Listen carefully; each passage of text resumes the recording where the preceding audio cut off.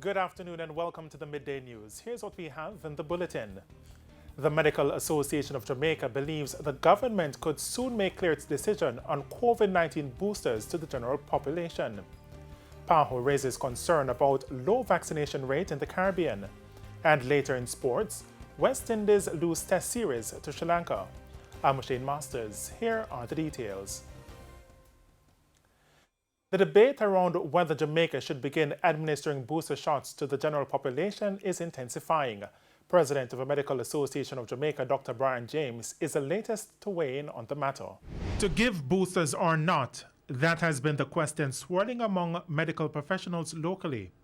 The calls have grown much louder with the advent of the Omicron variant of a respiratory illness. Associate Professor of Public Health at the University of Technology, Dr. Alveston Bailey, earlier this week called for the government to give booster shots. However, that move would not be in line with the World Health Organization, which has not yet made any recommendations on boosters. The WHO is a global organization that has to make decisions that affect the world. They do not make decisions for individual countries.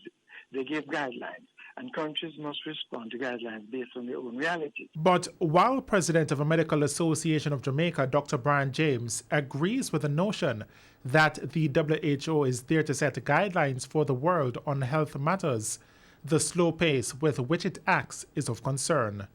We might have to go it alone.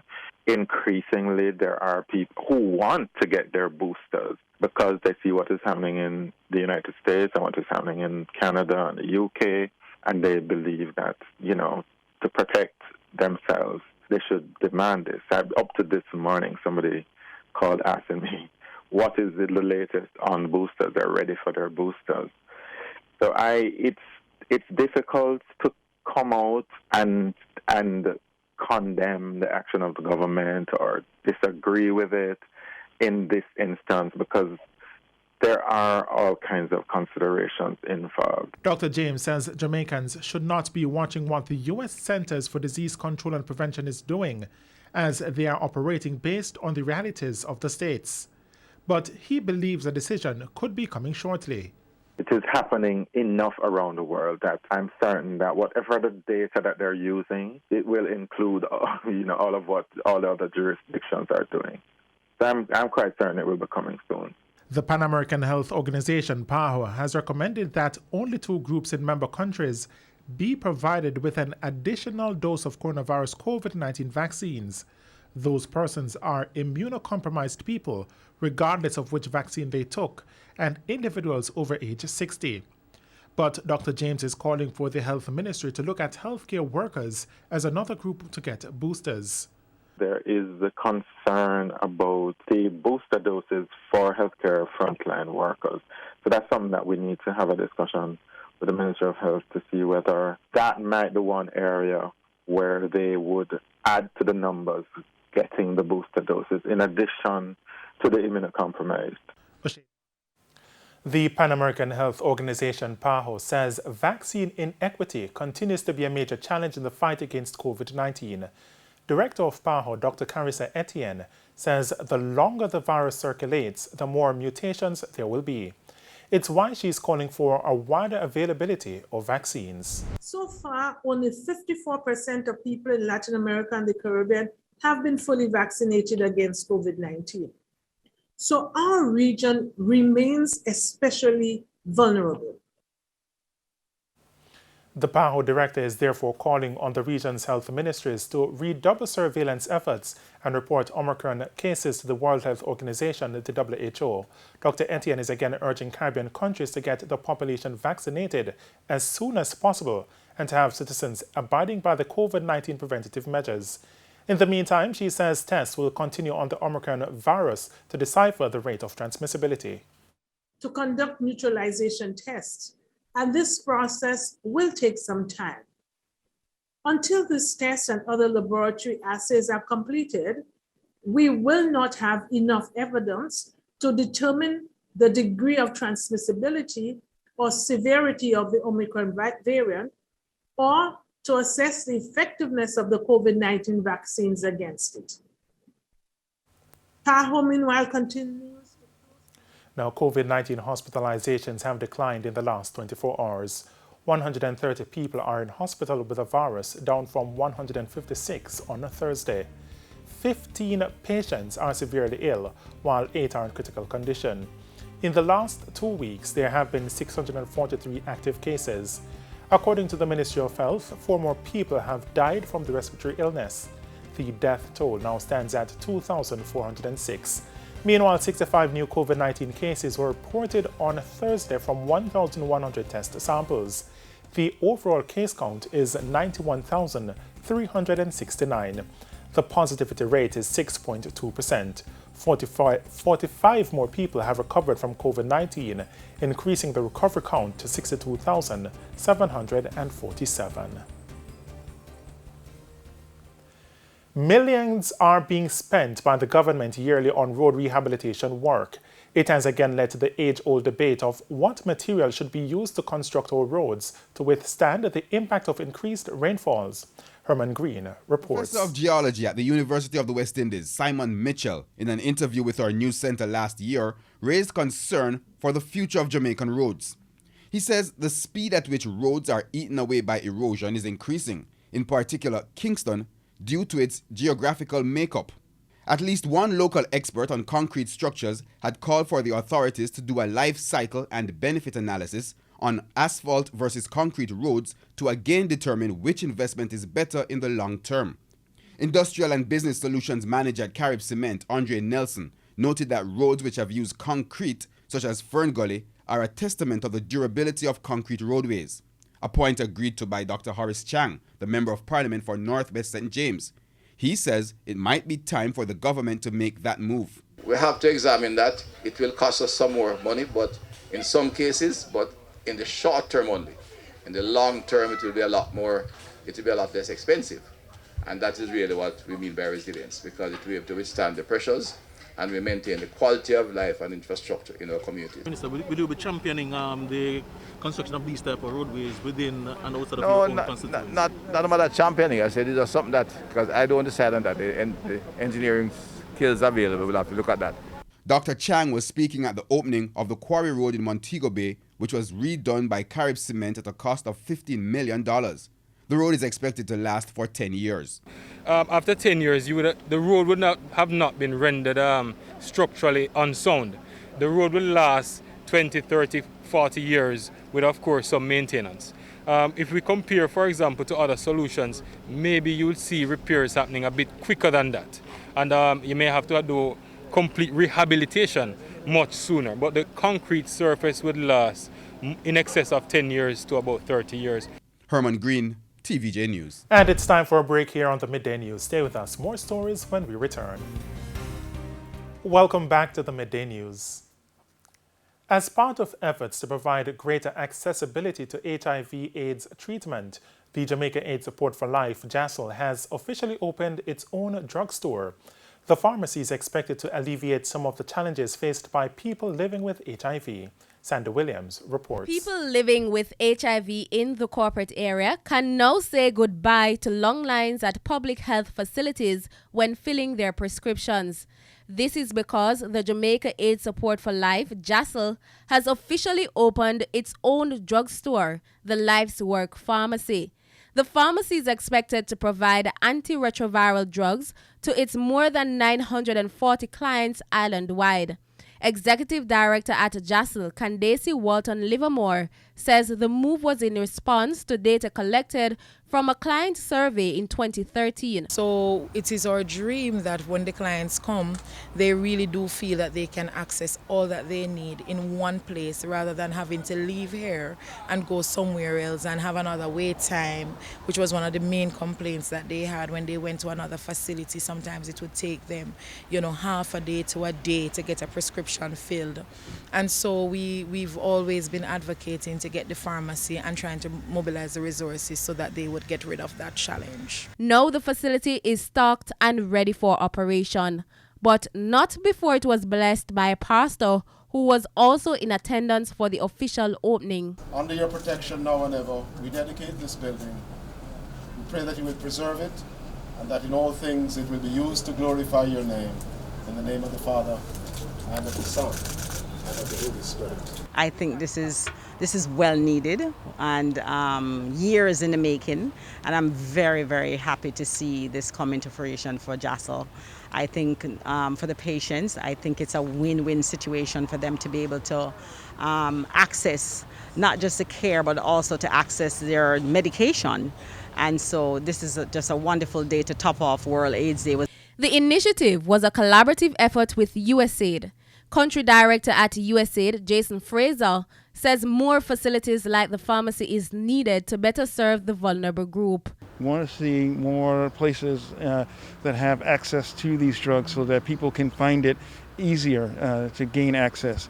And we find that people who are living with HIV, just like people anywhere, they like to go to their community pharmacy. They like to go to community pharmacists to get their drugs. They don't want to go to several different pharmacies across town and the people that they don't know who might have some feelings about the drugs that are being dispensed. So we're really happy to see that this is community-based, through a community-based organization like JASL that is truly trusted by people who are living with HIV. The plan is always to expand because we like to know that whatever our clients experience in one facility, they can experience in the other facilities. And so we definitely are looking forward to be able to have this type of service available in our other facilities. Sandy Williams, TVJ News.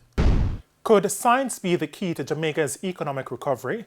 At least one business leader thinks so, while arguing that the country can move away from high inflation and build the economy. Here's Cody and Barry. The economic slope in Jamaica could see a turnaround if the country invests in science, technology, engineering, and mathematics, STEM education.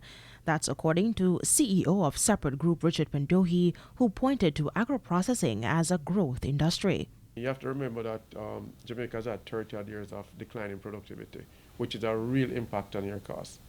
We're very labor intensive because we don't embed technology. That's why agriculture just has not worked well in Jamaica, because we treat it as a labor intensive kind of activity. If you don't have no subjects, you gotta, as opposed to seeing it as something that is a real part of growing the economy. And with global prices still trending upward, experts say boosting local productivity is a key step to mitigating imported inflation. We have to expand the productive base of the economy. We have to expand productivity so that people can earn more. Because what we're saying is that the low levels of productivity is consistent with the low wages. So we have to spend more on things like education and training, science and technology, research and development, diversify the economy, develop renewable energy so that we can generate and create better paying jobs. We're in a pandemic and I don't see no increased production going on. That's the land still idle the same way.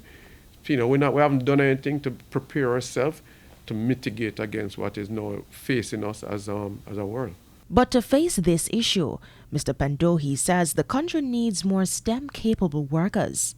We have to get our labor force actually more up to date. I mean, it's 2 million people supposed to be available to the labor force. 1.3 million has made themselves available.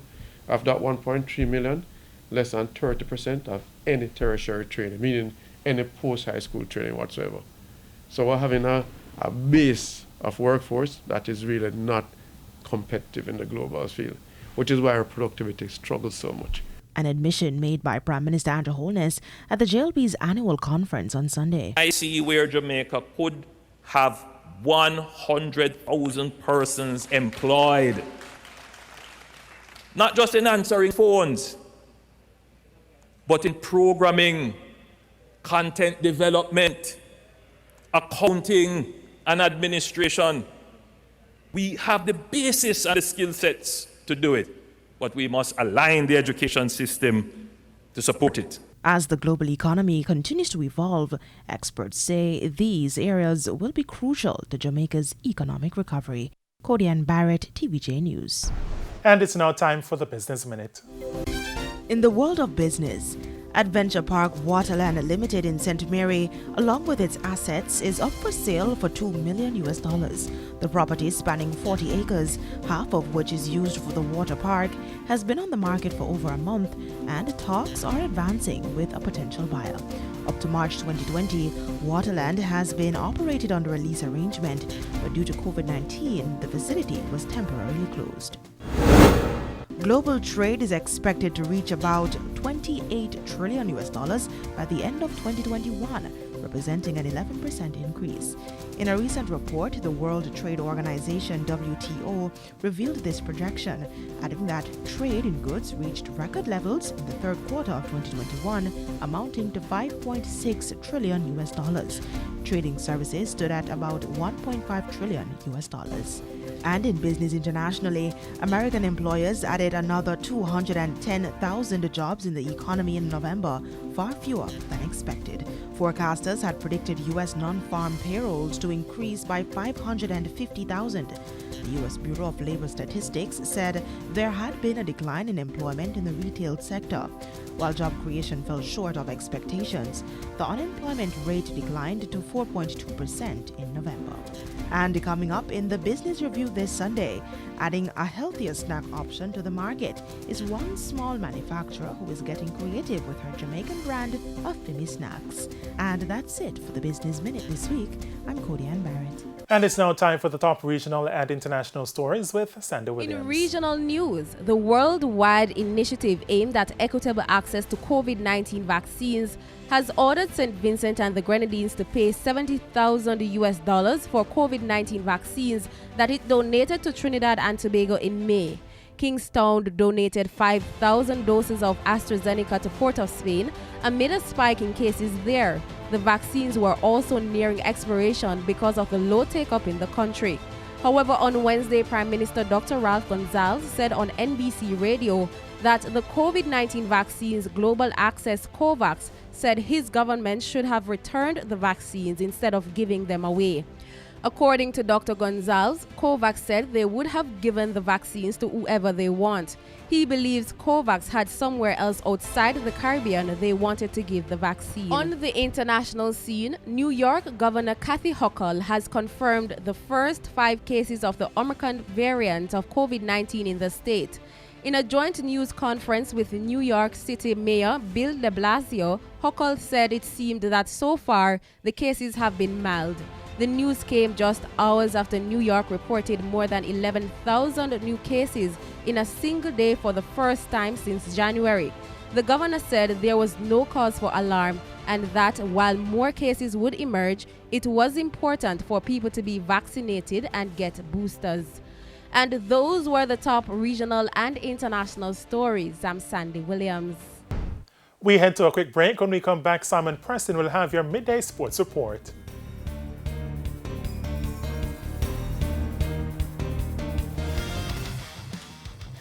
Welcome back. It's now time for Midday Sports. I'm Simon Preston.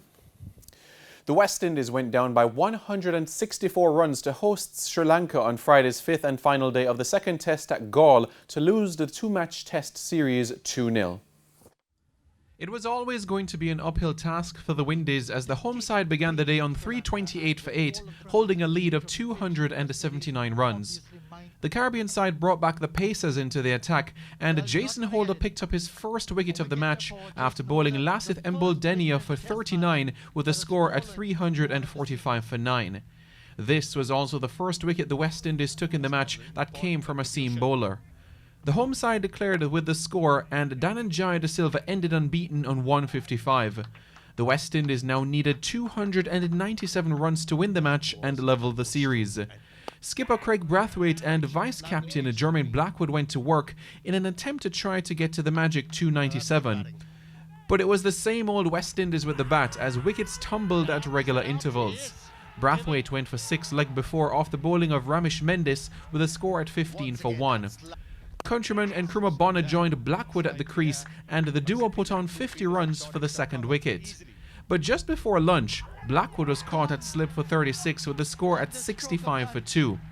This gave Sri Lanka the tenacity they needed to tear through the West Indies batting order in the post-lunch session. West Indies' chances of victory were gone, and now it was all about hanging on for a draw. But Sri Lanka had other ideas as Ramesh Mendis and Lasith Embuldenia took 5 wickets each to bowl out the West Indies for 132 inside 57 overs. It was a result former Jamaica Tallawah's coach Mickey Arthur will cherish, as it was his last match in charge of Sri Lanka. Sri Lanka won by 164 runs and won the series 2-0. Brathwaite says a lack of consistency with the bat led to the series defeat. I think batting wise, obviously we let ourselves down. Yeah, we just simply didn't get big enough totals to cause any pressure on Sri Lanka. The West Indies will now turn their attention to a limited over series against Pakistan in Karachi. The tour comprises 3 T20s and 3 one-day internationals. To football we go now, as 2019 winners Clarendon College will battle Edwin Allen in action from the Issa da Costa Cup this afternoon. Clarendon College are second in Group E on 10 points, while Edwin Allen are third also on 10 points. Kick-off is at 3:15. In the other group game, leaders Lennon will entertain Glenmuir at 1 o'clock. Over in the Manning Cup, 2019 Walker Cup winners St Catherine will battle Woolmers at 3 o'clock, while Mona High will play Cloncarty at the same time. And that is it for your Midday Sports Report. I'm Simon Preston. Ashane, it is over to you. Thanks, Simon. And that's it for the Midday News. I'm Ashane Masters. Join us at 7 for Primetime News. On behalf of the news, sports and production teams, good afternoon.